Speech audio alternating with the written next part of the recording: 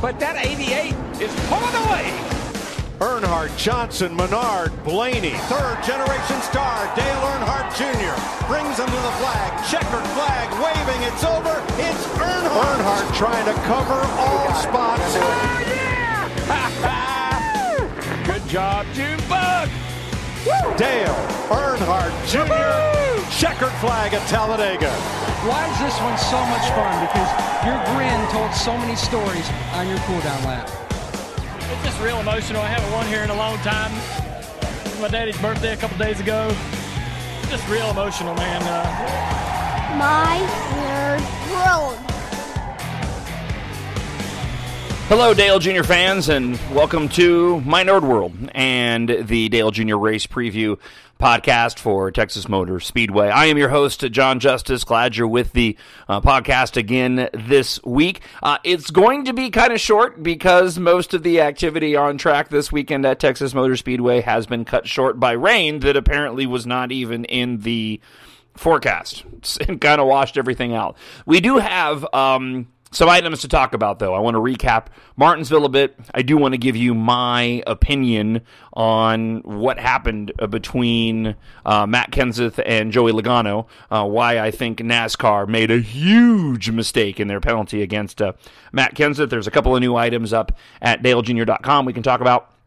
How close was Dale Jr. to a win last weekend at Martinsville, and then we'll preview Sunday's race at Texas Motor Speedway. So last weekend was a bit of a struggle. The car, I thought, and even Dale Jr. thought that the car was going to be a lot better than what it ended up being when they unloaded. It was pretty quick in practice, and I think he even predicted a win, so to walk away with the top five after sort of a rough day and escaping a lot of the mayhem that took place was maybe even better than they deserved to a certain extent. They really had to work on the car during the entire race, and it took a lot of those lead lap drivers and those lead drivers, those guys in the top 10, to have all the problems that they had, including being intentionally wrecked out of the race for Dale Jr. to end up where he was. I was a little bit surprised that Denny Hamlin got him there towards the end on those final laps.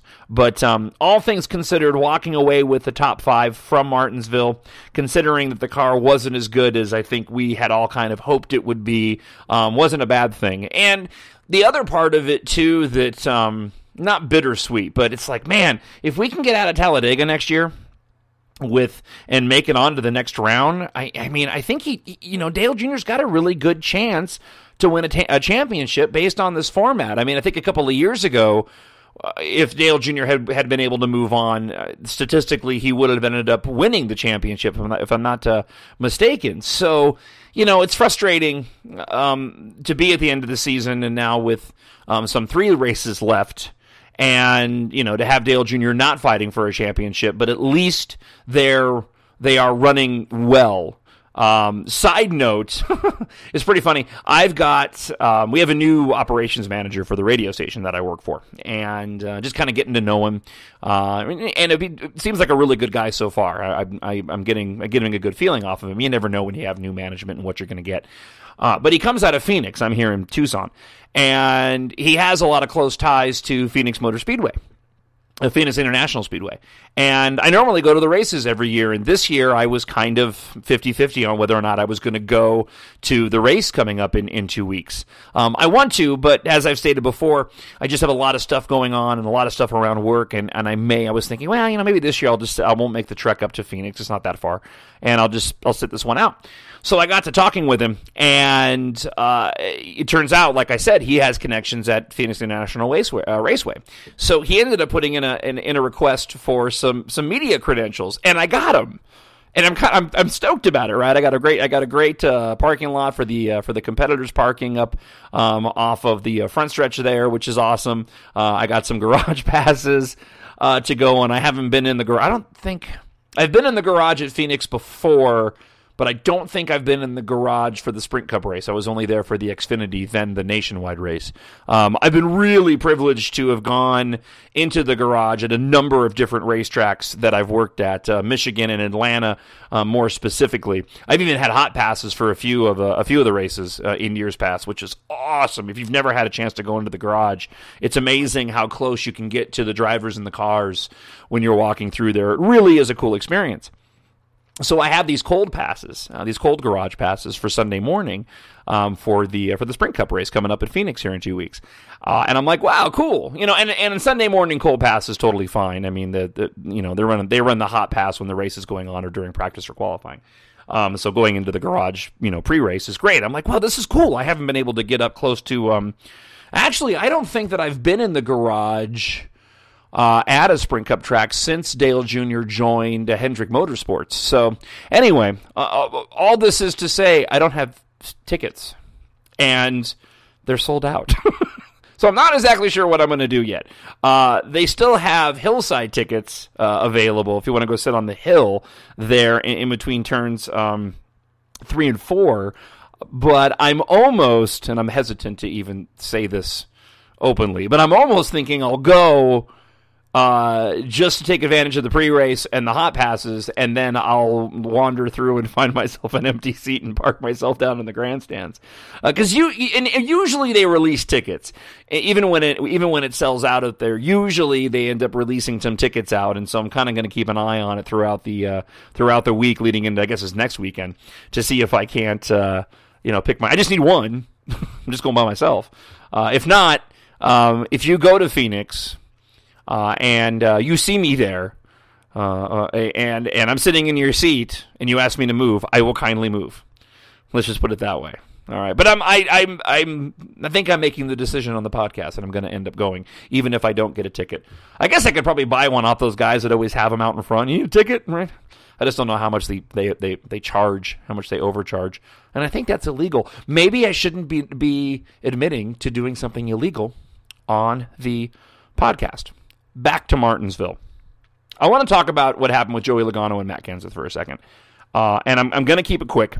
I absolutely 100% disagree with NASCAR's decision.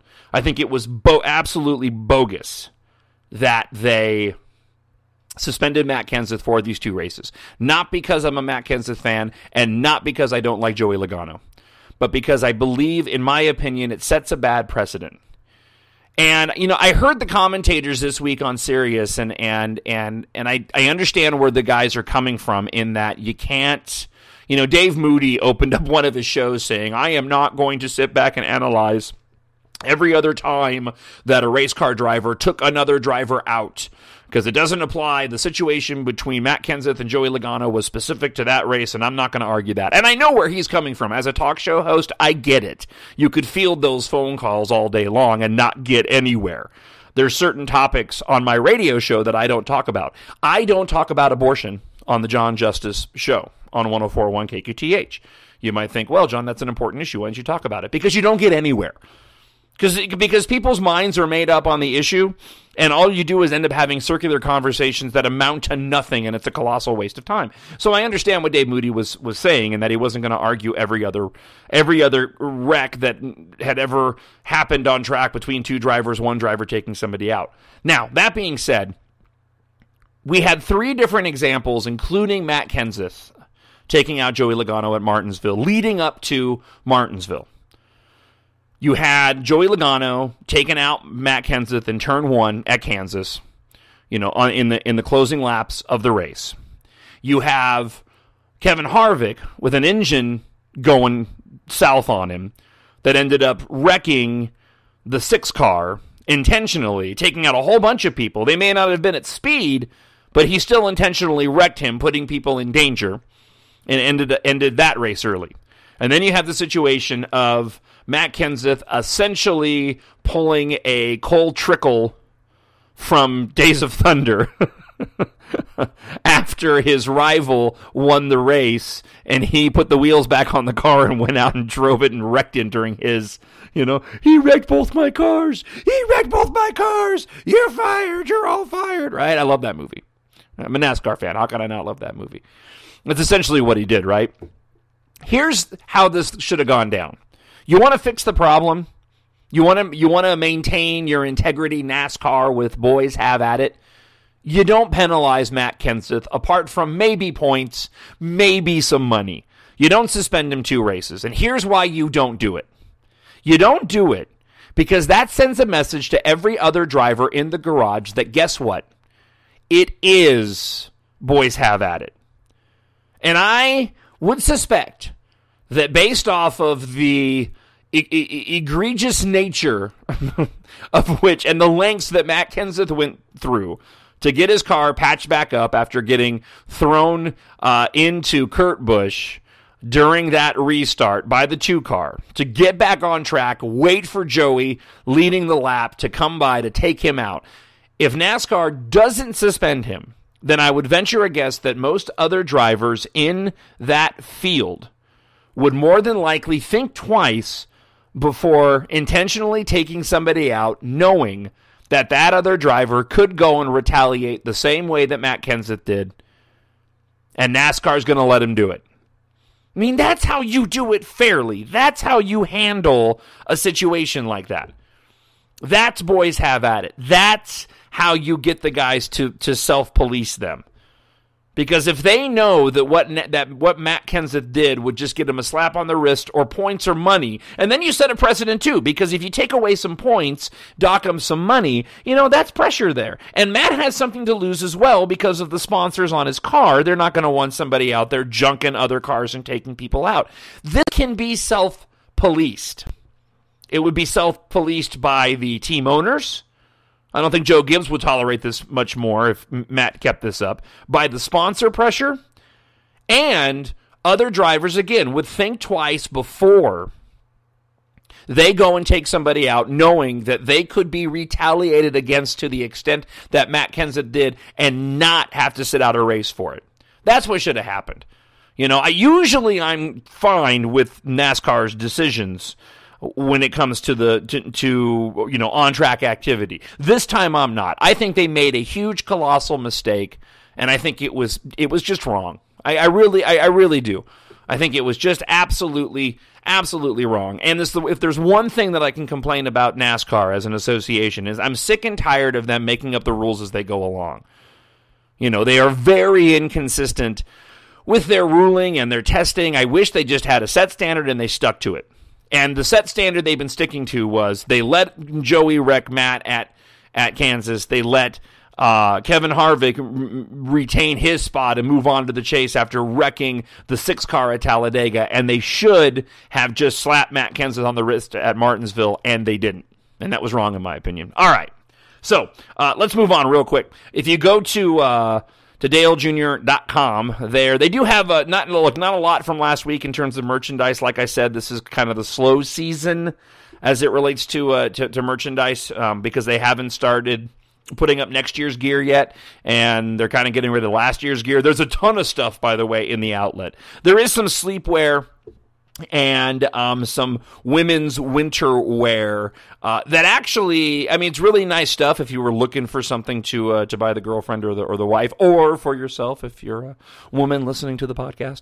There's some nice apparel, some cold apparel. That, and the one thing that I like about it is that it's not season specific. The color schemes still work. It's still match up for next year. So if you're like me and you want to be wearing the Dale Jr. gear for that current year, then this is an opportunity to go and pick some of those items up. All right, let's move over and talk a little bit about Texas. There's not a ton to say because all of the on-track activity got washed out, which makes it really difficult to go and make a prediction on the race. I know Junior the car was not very fast in qualifying, and I'm sorry, in qualifying trim. I know that during practice on Friday, the car was not all that quick, and I was actually really worried going into qualifying that Dale Jr. was not going to qualify well, but he made it through all the rounds and ended up. He'll end up starting on Sunday in the Kelly Blue Book Chevrolet in the 10th place position, which for Dale Jr. when it comes to qualifying is actually pretty decent. He tweeted out that He was excited about the race. He said he was surprised that they were able to qualify as well as they did, and he believes the car is going to run well during the race. However,